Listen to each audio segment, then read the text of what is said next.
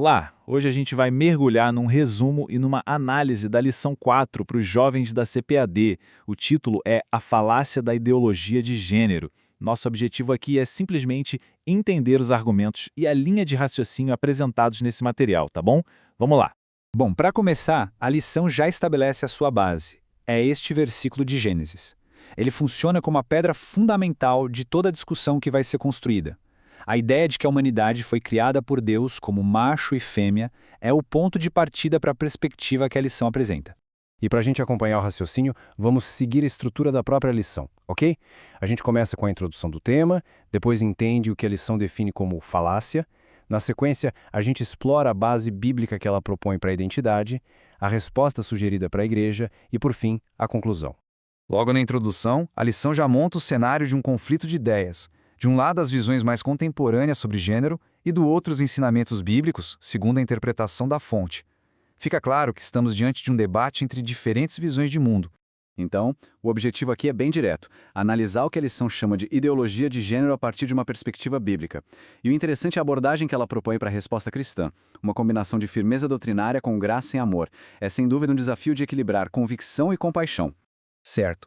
Mas afinal, o que exatamente a lição está chamando de falácia? Para a gente entender a crítica, primeiro a gente precisa ver como a lição explica a origem desses conceitos, de onde tudo isso veio.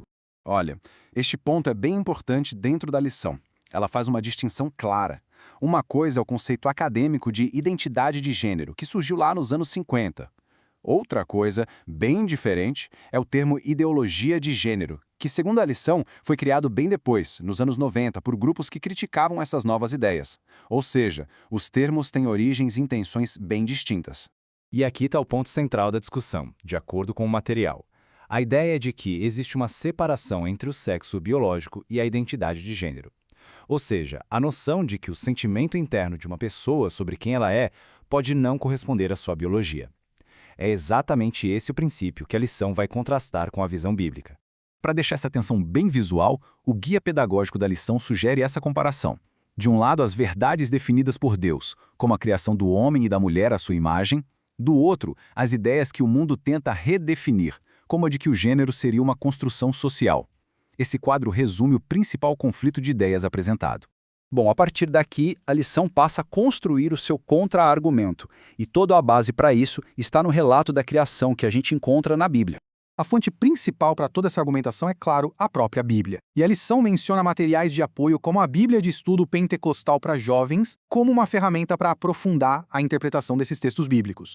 Então, a interpretação que a lição faz de Gênesis pode ser resumida em alguns pontos centrais. Primeiro, a humanidade foi criada à imagem de Deus. Segundo, Deus criou os seres humanos de forma específica, como homem e mulher. E a partir daí, que essa diferença não é uma invenção social, mas um plano divino pensado para complementariedade entre os sexos, especialmente dentro do casamento.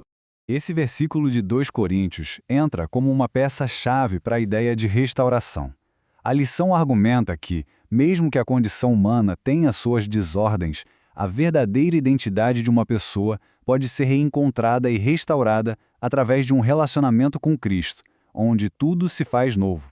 Ok, então, depois de toda essa base teológica, qual deveria ser a postura da igreja na prática? A lição propõe uma resposta dividida em 3 partes. A proposta é um caminho de 3 passos. Primeiro, proclamar a realidade bíblica, mas sempre com amor.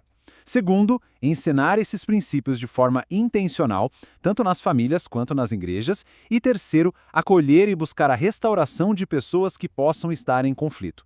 O desafio, claro, é conseguir unir firmeza na doutrina com um cuidado pastoral genuíno. E para aprofundar nessa ideia de proclamar a verdade com amor, a lição recomenda o livro Verdade Absoluta. A obra é apresentada como uma referência para ajudar a comunicar a visão de mundo cristã, de uma forma que seja ao mesmo tempo coerente e compassiva. A lógica por trás dessa citação, segundo a lição, é bem interessante. A sugestão é que a conversa não comece pela condenação do pecado, mas sim pela afirmação da dignidade que cada pessoa tem. A ideia é justamente porque somos a obra-prima da criação que a desordem causada pelo pecado é algo tão triste e trágico. E agora a gente chega na parte final, onde a lição amarra todas as pontas e resume sua mensagem principal, apontando onde a verdadeira identidade pode ser encontrada. E o fechamento é este. A conclusão da lição é que a identidade humana só encontra-se o significado pleno em Cristo. É nesse relacionamento, segundo o material, que uma pessoa pode ser restaurada, reconciliada e, então, viver uma vida com dignidade e propósito. E, para terminar, a lição deixa essa reflexão no ar, que talvez seja o maior desafio prático de todos. Como manter as convicções doutrinárias firmes e, ao mesmo tempo, demonstrar um cuidado pastoral e um amor genuíno por todas as pessoas. Fica aí a questão para a gente pensar.